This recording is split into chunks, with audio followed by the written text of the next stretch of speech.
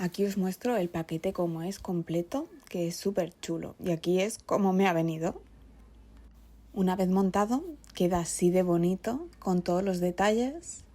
Como podéis ver, el carrito, los juguetes, las estanterías.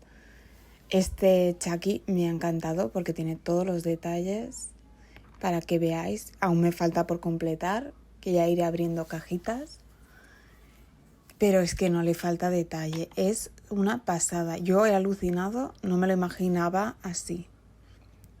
La cestita es que tiene de todo. Y aún faltan, claro, por poner.